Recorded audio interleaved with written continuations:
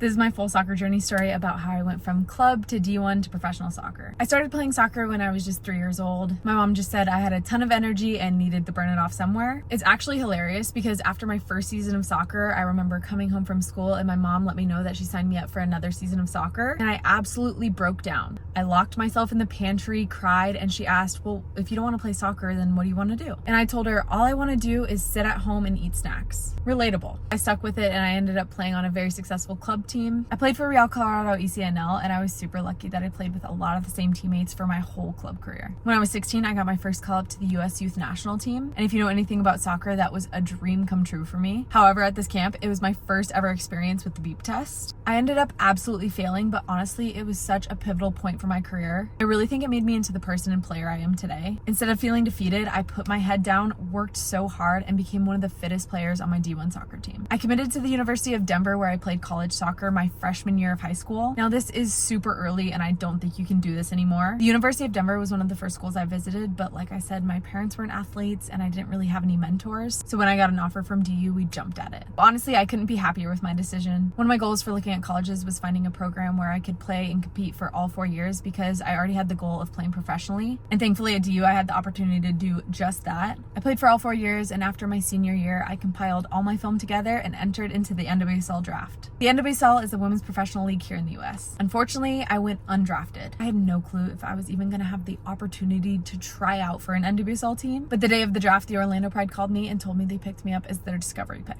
At the time, I had no idea what this meant, but basically it's very similar to being picked up in the draft. All it means is they own the first rights to offer me a contract. So in less than a week, I moved all my stuff to Orlando with no promise of a contract. I trained for months without getting paid and living at a host family. I trained all morning and then coached all evening so I could just make some money to eat.